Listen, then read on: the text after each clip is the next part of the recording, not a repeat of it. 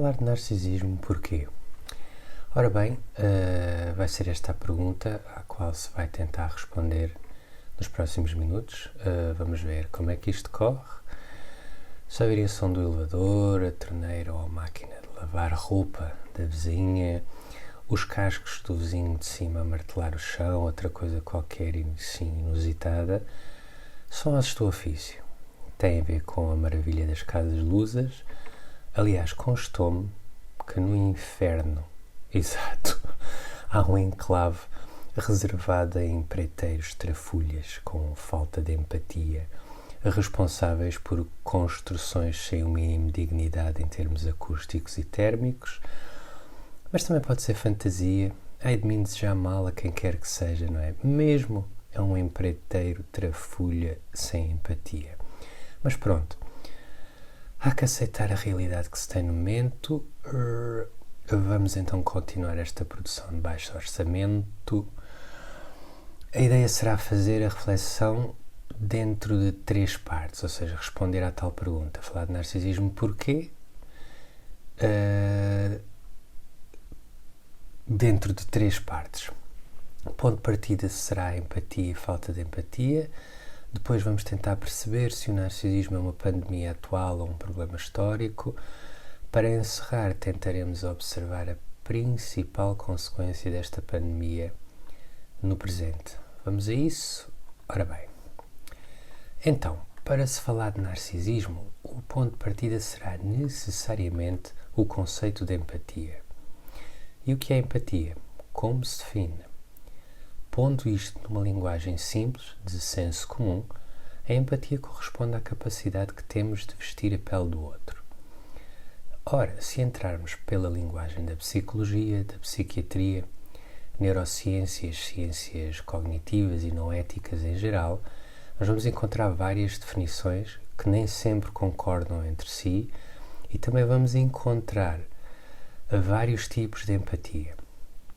Por exemplo, cognitiva, emocional, somática, compassiva, transpessoal, social, entre outros tipos. Ora, para esta reflexão, diria que é importante definir os 2 tipos considerados mais relevantes ou consensuais. Neste caso, a empatia cognitiva e a empatia emocional. O primeiro, ou seja, o primeiro tipo diz respeito à capacidade que uma pessoa possa ter de entender a experiência ou o estado do outro intelectualmente, através do raciocínio, ou seja, com base na educação e socialização que teve, conjunto de regras que assimilou a esse nível. Já o segundo tipo corresponde à capacidade que uma pessoa possa ter de entender e sentir a experiência, o estado do outro emocionalmente, ou seja, através da vivência emocional, da vivência afetiva. Podemos ilustrar isto com um exemplo, certo? Vamos supor que a pessoa A chega a um velório, Deus nos livre, e se depara com uma pessoa B em profunda tristeza, chorando, angustiada. Ora, se a pessoa A entender racionalmente que a pessoa B está assim devido às circunstâncias, ou seja, é um momento de luto pelo sentimento de perda, a perda de um ente querido, então podemos dizer que há empatia cognitiva. Se a pessoa A, para além do entendimento racional, também vivenciar a situação da pessoa B emocionalmente, por exemplo, sentindo tristeza, angústia, quem sabe um aperto no peito, podemos dizer que também há empatia emocional, neste caso. Bem, estas definições porquê? Porque falar de narcisismo é falar de falta de empatia. Ou seja, o que sucede é que a pessoa, neste caso, no narcisismo, ou tem dificuldade em vestir a pele do outro, ou muitas vezes não tem mesmo essa capacidade. Outro ponto fundamental para se compreender este assunto é que a falta de empatia se manifesta num espectro, isto é, essa dificuldade ou incapacidade em vestir a pele do outro varia em graus. Isto quer dizer, na prática, podemos ter mais ou menos falta de empatia quando comparamos sujeitos que têm este problema. Então, relativamente a isto do espectro, do grau, podemos dizer que há dois tipos de espectro. Podemos dizer que há um espectro dentro do narcisismo, isto é, associado ao traço de personalidade ou à perturbação de personalidade narcísica. Assim, neste caso temos situações onde há mais ou menos falta de empatia. E foi por isto que se distinguiu a empatia cognitiva da empatia emocional. Porque é frequente alguns narcisistas, algumas pessoas com traço narcisista, terem empatia cognitiva, ou seja, entendem o outro pela via da razão, como se fossem máquinas, a ler uma instrução de programação, por exemplo, mas não conseguem experienciar a situação emocionalmente. De algum modo não a partilham, não sentem na pele. Este é o primeiro tipo de espectro, ou seja, dentro do próprio narcisismo. Isto quer dizer que o narcisismo varia. Depois, o segundo tipo de espectro é um espectro que existe fora do próprio narcisismo, isto é, temos outros tipos de traços de personalidade e perturbações de personalidade que se caracterizam fundamentalmente pela falta de empatia. Ora, esses são, e estes nomes estão presentes na cabeça da maioria das pessoas, não é? São a sociopatia, a psicopatia e a perturbação de personalidade antissocial. Em suma, explicar estas ideias será o mais importante para se aprofundar na reflexão e seguir adiante. Não é? O que nós queremos aqui é seguir adiante. Portanto, o que queremos aqui ver a partir de agora é o seguinte: se a falta de empatia é um problema consensual, e isso não se discute muito, em princípio não se discute muito, qual é o seu impacto individual e coletivo? Ora bem, à luz do que sabemos hoje, os efeitos são devastadores, ou parecem devastadores. Ademais, manifestam-se em níveis pandémicos entre aspas. Daí que a questão do narcisismo tenha ganho tanta visibilidade. Não, parece que se tornou uma moda, como muita gente aponta. Agora, como estas reflexões, não é? Estas análises costumam desenrolar-se de pergunta em pergunta, vão surgindo umas após as outras, daqui inevitavelmente pode surgir outra dúvida. Então, se isto é pandémico, não é? Se está extremamente presente no momento atual, então isto é um problema de agora? É culpa das redes sociais, como frequentemente se ouve? Ou descobrimos a pólvora sendo um dilema antigo? Pronto, e é exatamente a partir daqui que nós vamos prosseguir. Isto é o segundo grande ponto de análise aqui da nossa reflexão de baixo orçamento. Então, se o narcisismo é uma pandemia atual ou um problema histórico, bem, relativamente a isto vamos assumir o pressuposto de que sempre existiu a falta de empatia. Ou seja, a falta de empatia tem sido um problema intemporal, mas também tem sido um problema transcultural, até transcivilizacional. Ou seja, o hedonismo exacerbado, a maldade, a crueldade, não se pode dizer que sejam exclusivos de uma época, de uma etnia, de um grupo cultural, de uma civilização.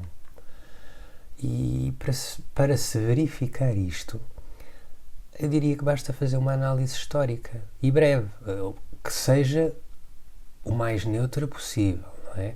Mas se fizermos uma análise breve, uma análise histórica breve, de certas figuras individuais, sobretudo líderes, e figuras coletivas, consubstanciadas nas normas institucionais, acho que se verifica isto com alguma clareza. Quer dizer, se formos pela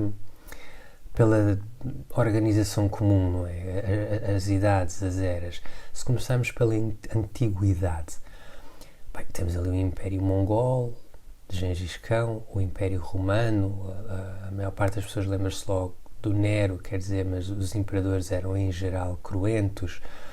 Quer dizer, aqui relativamente aos romanos, vejamos o exemplo da crucifixão, não é? Um tema importante na cultura judaico-cristã, uma pena de morte pela via de um sofrimento atroz, uma asfixia lenta, isto depois de uma flagelação, e que visava também humilhar, não é? Porque o condenado era exposto àquilo nu. Entramos na Idade Média, da Antiguidade, entramos na Idade Média, temos todos aqueles relatos associados ao feudalismo na Europa, no Japão, a cultura de sacrifícios humanos presentes nos aztecas, se formos para as Américas, o início da Inquisição, se voltarmos à Europa. Entrando na Idade Moderna, com a expansão marítima, vemos o começo da rota esclavagista transatlântica, havia outras, não? O início da produção capitalista, que tão deletéria se veio a tornar. Se passarmos à idade contemporânea, bem, temos as revoluções francesa, americana, neste caso foi pior a guerra civil americana do que a revolução. Temos a revolução russa, as grandes guerras, não é? Hitler e o nazismo, onde temos a eugenia, campos de extermínio, etc. A União Soviética e Stalin, também com milhões de vítimas mortais, também com a miséria, também campos de extermínio. A Revolução Cultural Chinesa, de Mao, com as consequências regionais que teve, a sangrenta independência da Índia e Paquistão. Quer dizer, a primeira coisa que se faz, salvo seja, é começarem a massacrar-se uns aos outros, aos milhões. Depois entramos na Guerra Fria, os processos sangrentos de descolonização, que deixam a África num caco, o neoliberalismo desregulado, mais recentemente a política externa dos Estados Unidos, as ações da NATO, fomentando o caos em países ricos em recursos naturais. Enfim, vamos lá pigarrear aqui um bocadinho. Enfim, isto daria para horas, dias, se fôssemos pela exposição de bárbaros e barbaridades. Há uma coisa, no entanto, que vale a pena aqui frisar, não é? É que isto tem sido democrático, ou seja, a falta de empatia tem ocorrido sempre em ambas as partes envolvidas. Um bom exemplo, e é um exemplo quente, mas pronto, se calhar já foi mais, não é? Já está tão gasto. Um bom exemplo é a rota esclavagista transatlântica, que foi efetivamente inaugurada por europeus, mas também por africanos, que por sua vez tinham uma organização escravocrata, resultando de um conceito de fronteiras sobretudo étnicas e tribais. Ou seja, por um lado, os africanos caçavam, e o termo é este, povos considerados mais fracos ou que perdiam as batalhas, muitas vezes considerados indignos, seja o que for, para os vender a europeus como objetos. Ora, os europeus, não se fazendo rogados, usavam-nos como propriedade para ter mão de obra massiva, ao desbarato. Isto é posto de um modo simplista, mas as coisas, não, em essência, eram assim. Resumindo e concluindo, o que se vê de qualquer resenha histórica deste tipo é que a falta de empatia, o narcisismo, a sociopatia, a psicopatia, onde está na origem de quase tudo o que tem havido de mal neste mundo, não é? Tudo o que temos visto de perverso na humanidade terá muito a ver com isto. E de facto, quer dizer, isto acaba por encerrar uma certa ironia, não é? Ocorre agora que é a definição da palavra humano enquanto adjetivo. Se formos ao dicionário, e isto também posso ir aqui num instante, não é? As maravilhas da tecnologia. Exato. Adjetivo humano. Vou ler. Que mostra sentimentos de compaixão, benevolência ou solidariedade, sinónimo de benévolo, benfazejo, bondoso, compassivo, compreensivo, antônimo de desumano, inumano, incompreensivo e impiedoso. Ora bem, não é que não existam coisas boas. Claro que existem. De outro modo, não estaríamos aqui. Mas vendo deste prisma, talvez os humanos tenham sido tristemente desumanos, tenham andado mais pelo antónimo, infelizmente. E lá está, como estamos sempre aqui de questão em questão, não é? Seguem-se umas às outras, isto pode nos levar a mais uma, que é o que é que terá gerado esta normalização da falta de empatia? É uma boa pergunta. Numa análise mais ancestral, há quem diga que somos primatas, temos uma estrutura de macho-alfa. Se calhar isso, de algum modo, legitimou a proliferação do narcisismo, já que o grupo tende a seguir de um modo acrítico a figura de um macho forte, que, atenção, hoje em dia pode ser uma mulher. Essa figura alfa que controla tudo, imprimindo assim uma discutível sensação de segurança que os outros querem seguir. E isto é uma das teorias. Ainda numa análise mais ancestral, também se aponta a importância de ter havido, em doses homeopáticas, gente sem empatia para travar guerras, em defesa das tribos, de cidades, de nações, etc. Ora, numa determinada fase de evolução das sociedades e culturas, isso terá ajudado à sua estabilização face a ameaças externas, até internas, mas sobretudo externas, permitindo o seu florescimento. Não é? Estes sujeitos sem empatia, que conseguissem matar, pilhar, sem stress pós-traumático, sem sentir remorsos, terão sido uma vantagem quando havia pouca mobilidade. Eram mais controláveis, por assim dizer, ficavam confinados ao seu grupo e em números reduzidos. O que se aponta é que nestas sociedades estáveis, como as que começámos a ter, e com a crescente facilidade de deslocação, iniciada sobretudo nos últimos séculos, estes sujeitos passaram a movimentar-se mais, saindo dos seus nichos, sendo menos suscetíveis de ser identificados, porque se dedicaram a outras atividades, menos óbvias, mas igualmente associadas ao exercício do poder, um exercício de um poder sem imposição de limites, enfim, nem que seja a imposição da mera vontade própria, não é? De algum modo se perdeu o controle e eles proliferaram-se. Numa análise mais recente, podemos ter várias causas possíveis, isto há artigos para todos os gostos, não? Em número, em quantidade, neste caso, em qualidade, sobre estas áreas em particular. Quer dizer, talvez tenha originado uma tensão oriunda da sacralização do materialismo, do positivismo e de uma secularização quase forçada das sociedades, que acabou por se tornar quase ou mesmo religiosa, ironicamente. É verdade que se matou, ainda se mata, por sinal, tendo como móvel a religião.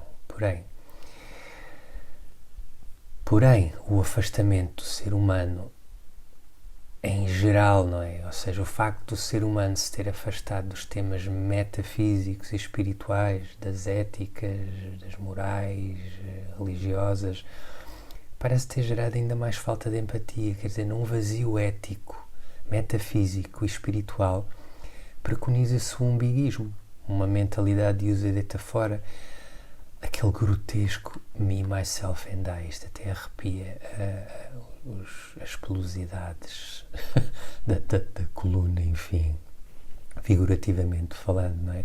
Este me, myself and I, que torna descartáveis objetos e pessoas, não é?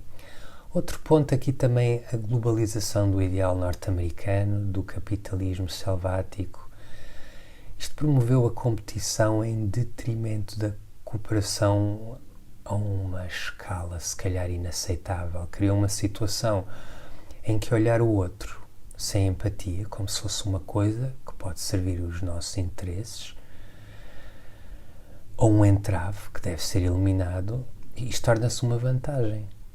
Não é? Se temos um país onde para se chamar uma ambulância, para socorrer alguém, é preciso pagar, é preciso ter um seguro, ou de outro modo isso não será possível, estamos a falar, na mais pura expressão, quer dizer, diria, de falta de empatia. Não é? Primeiro o dinheiro, dos recursos materiais, depois a condição humana. A mensagem será esta. Também, não é, outro aspecto, mas ainda dentro deste grupo, a massificação da cultura pop orientada ao individualismo, ao egocentrismo, ao lucro, ao mediatismo, ao imediatismo, à banalização do feio e da violência. Com certeza tudo isto tem contribuído bastante. Não é? Vamos ao estado em que está a arte, onde um pedaço de excremento num alguidar pode fazer parte de uma galeria conceituada e ainda ser vendido por milhares ou milhões. Temos estilos musicais, como o hip-hop, entre outros, faço questão de frisar, não é? Que fundamentalmente assentam numa mensagem negativa de misoginia, de homofobia, de xenofobia, mentalidade de vítima, olho por olho, dente por dente. Não é? E mesmo relativamente ao hip-hop, quer dizer, se calhar a maioria das subculturas do hip-hop terão isto, há de haver subculturas no hip-hop que não serão assim. A indústria da pornografia, a indústria cinematográfica de Hollywood, não é? Especialista em revisionismo histórico, por ignorância ou por agenda, vai-se lá saber, é que faz também a promoção do herói narcisista, do sociopata. O herói é aquele que não respeita as regras, é aquele que impõe a sua lei. Outro aspecto, acho que deste, sim, relativamente a esta questão da cultura pop, acho que não me ocorre mais nada, não é? Nesta linha ainda outro aspecto será a deterioração da família e dos estados sociais. Propagou-se um estilo de vida incompatível, ou praticamente incompatível, com famílias funcionais. Os pais não têm tempo para os filhos, já para não falar nos que veem isso como um sacrifício. Pois isto é um facto. Os Estados, por sua vez, que em alguns momentos da história foram assumindo, vamos chamar uma função paterna, materna, de algum modo, passaram a servir os interesses de corporações que os capturaram, não é? Usando esbirros, testas de ferro, bandidos a soldo, treinados em certos contextos específicos, muitas vezes os próprios partidos políticos, para exercer essas funções perversas. Depois, o que é que se pode apontar mais? Tecnologia. A relação disfuncional da humanidade com o avanço da tecnologia também parece ter um peso nisto da disseminação da falta de empatia, não é? Inclusive, alguns psicólogos, talvez mais espiritualistas, não sei se meti água aqui, mas agora já está, não interessa, fica assim e depois, se quiserem, façam queixinhas. Alguns psicólogos e espiritualistas falam de uma atual luta pela alma humana, não é? Portanto, a luta pela alma humana. É importante, o que é que isto quer dizer? Onde é que isto vai chegar? É importante que usemos a tecnologia para nos melhorarmos como seres empáticos e não para nos tornarmos máquinas frívolas, incapazes do ponto de vista cognitivo e emocional, porque temos uma máquina que faz isso por nós. Pronto. Depois de tanta confusão, acho que consegui pôr isto a jeito. Mais um aspecto, bem, é o clássico, é a pobreza. A pobreza não pode ser esquecida, não é? Porque normalmente com a pobreza material vem a chamada pobreza de espírito, pela falta de educação, pela falta de oportunidades que as pessoas pobres têm. Essas pessoas vivem num registro de sobrevivência. O desenvolvimento da elementar empatia torna-se quase uma miragem, uma desvantagem, não é? Contudo, o outro lado, a outra face da moeda também tem o seu papel, neste caso o novo riquismo. Isto também parece ser um fator a tomar em conta. Há muita pobreza, há muita miséria no mundo. contrastando com a proliferação de milionários, bilionários, acho que já vai em trilionários, não é? Infelizmente. Contudo, nunca houve tanta distribuição de riqueza nas classes médias, até baixas, mas sobretudo classes médias, não é? Mas e o que vemos? O que é que vemos da parte dessa grande massa? Parece que quando ganham algum poder há a tendência para se tornarem mais papistas que o Papa, não é? Ou pelo menos indiferentes. Perdem-se num hedonismo, no tal hedonismo exacerbado, a vontade de ostentar, a indiferença perante o outro, até a ingratidão. Quando recebemos é suposto darmos. Vê-se assim a generalização de uma atitude, vou dizer, vampiresca, parasítica, lá está, recebo, mas não vejo razão para dar. Quer dizer, há um grande desequilíbrio a este nível do dar e do receber. Parece que o povo quer apialhar e se esqueceu de servir, de oferecer a vários níveis, não é? Não só entre si, entre humanos, mas também para as outras espécies, para a natureza, não é? Quem é que planta uma árvore hoje em dia? Quer dizer, há quem plante, mas a percentagem é baixíssima. Mas devemos de chegar a esses temas concretos. De causas isto já chega, senão isto nunca mais termina, não é? Ou seja, no fundo, tudo isto são causas que de algum modo também são atualizações, como se diz agora em linguagem informática, do que temos tido ao longo da história. Mas que retratam, lá está, retratam o cenário atual. Para onde é que isto caminha? Vamos ver, ora. Se percebemos, lá está, percebendo-se que a falta de empatia sempre tem estado presente, mais uma pergunta, não é? Quando é que o narcisismo começou a ser falado como conceito formal? Não é? Como um conceito das ciências ou das filosofias, ou seja lá como for. Bem, isto remonta a muito, isto não é nada novo. Há milénios que as tradições espirituais do Oriente e Ocidente focam a grande batalha do ser humano contra a hipnose do ego, a grande batalha contra a identidade que lhe dá a sensação ilusória de estar separado do todo. As ciências contemplativas, as religiões em geral, orbitam ao redor disto, ou dimanam disto. A filosofia também. A filosofia, por exemplo, na Grécia Antiga, sempre falou do mesmo problema. Relembremos o mito de Narciso, por exemplo. A abordagem científica do fenómeno, não é? Materialista, ou seja, não só moral, não só religiosa, não só filosófica, parece que foi inaugurada ali nos primórdios da psicologia moderna, psicologia moderna, final do século XIX, e tem avançado desde aí, não é? Nós temos figuras, por exemplo, deixa-me ler aqui que estes nomes, as pronúncias vão sair à lei do Deus dará. Temos Paul Nack e Havelock Ellis, não é? Que marcam o início da tomada de consciência para o assunto. Temos Ernest Jones, que escreve uma obra bastante célebre nestes meandros, que é o Complexo de Deus.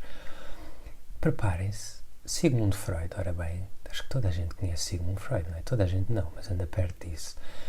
Deixa muitas reflexões sobre o assunto, não é? Muitas delas consubstanciadas também numa obra muito célebre chamada Sobre o Narcisismo. Carl Gustav Jung também falou de narcisismo e falta de empatia em vários níveis de análise. Robert Welder fez a conceptualização de narcisismo como traço de personalidade, isto é importante, veio a tornar-se muito importante. Karen Horney introduz a ideia de narcisismo num espectro, o tal espectro que falei de início, pronto, foi este senhor, esta Horney, um espectro, não é? Só que neste particular fala de um espectro que vai podendo haver um narcisismo. Há outros autores, não é, a falar disto, mas este é referenciado como um dos primeiros, ou seja, vamos lá simplificar. Introduz a ideia de narcisismo num espectro da autoestima saudável ao estado patológico, ou seja, de um narcisismo, vamos lhe chamar bom, a um narcisismo mau. Concluindo, uma vez mais, sempre houve e sempre se falou do problema da falta de empatia, mas há hoje mais consciência. É o que parece, não é? Parece claro. Portanto, não foram as redes sociais que criaram o narcisismo, e isto é dito sem condescendência, atenção. Eles trouxeram foi disseminação, não é? Num contexto de massificação, comunicação global, explosão demográfica também é importante. Há mais gente, isto manifesta-se mais em números brutos. É alguns por aí. Se esta é a tendência dominante no psiquismo humano e se há muito mais gente no planeta, de facto, será essa tendência a manifestar-se, bem como as repercussões que lhe estão associadas.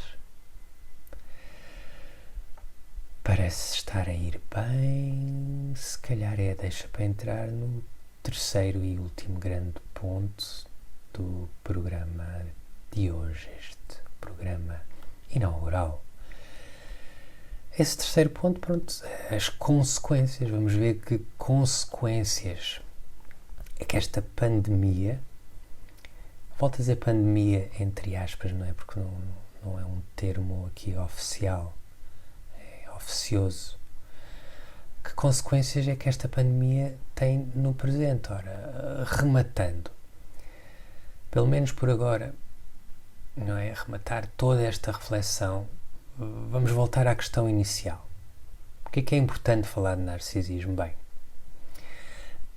porque em última análise, tendo em conta as consequências que tudo isto tem, a nossa sobrevivência enquanto espécie pode depender disso. Não é? Isto é assim, parece que entramos no ad terrorem, no solene, mas eu acho que isto é um bocado indiscutível hoje em dia. De facto, parece inegável que esta normalização e proliferação do narcisismo e outras formas de falta de empatia hão de estar entre as principais causas da acentuada degradação das relações interpessoais e do tecido social a que estamos a assistir. E porquê? Porque as pessoas com o traço narcisista proeminente ou com a perturbação de personalidade narcísica, mais uma bomba, está bem? Isto, uma mente literária depois vem com metáforas bombásticas. Estas pessoas agem como células cancerosas no coletivo.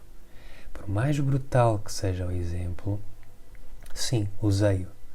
E também não fui eu, não inventei aqui nada. Isto acaba por ser uma metáfora corriqueira, mas certeira, não é? Olha a poesia. Porque ela parece servir o propósito com grande ilustração, não é? O narcisista, tal como uma célula cancerígena, tem a sua agenda e age única e exclusivamente em função disso. Isso faz com que a partir de certa altura se torne um agente de caos, destruição, toxicidade injetada no coletivo, tudo isto no coletivo, tal como a célula cancerígena para o organismo. O resultado é o que sabemos. A célula ou é curada, neste caso a célula cancerígena, ou é curada ou é eliminada, senão tudo acaba com a morte do organismo e da própria célula. Com os narcisistas é semelhante. Portanto, ou se age sobre o problema, e eu acho que se está a agir, é positivo, aplacando a influência destrutiva de narcisistas, do narcisismo, ou esta tendência seguirá destruindo sociedades e culturas até um ponto sem retorno, porque mais do que nunca nós temos hoje meios para nos destruirmos coletivamente, meios bélicos, por exemplo, não é? Armas incríveis, nucleares, biológicas, por aí fora. E depois temos que ver isto, não é? Isto vai muito além da esfera humana. Se as pessoas podem ser vítimas da ação maligna do narcisismo, também são outras espécies animais e vegetais, não é? Isto é óbvio, ou seja, a natureza é uma vítima do nosso narcisismo, do narcisismo da nossa espécie. E de que maneira? Uma vez que a falta de empatia leva à inexistência ou à perda, pelo menos a uma perda acentuada da noção de interdependência. Não é? Nós perdemos a consciência de que, ao desequilibrar a natureza, estamos a pôr em risco a nossa sobrevivência.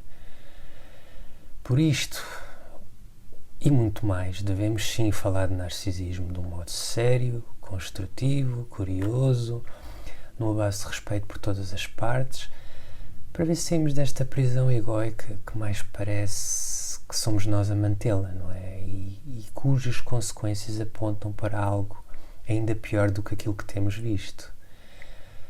E olha, vamos ficar por aqui, não é? Pelo menos por hoje, isto vai longo. Sintam-se à vontade para comentar, gostar, não gostar, subscrever, não subscrever, como vos aprouver. Falou-vos Joel Machado, com todo o gosto. Um obrigado a todos. Até breve e bem-aja.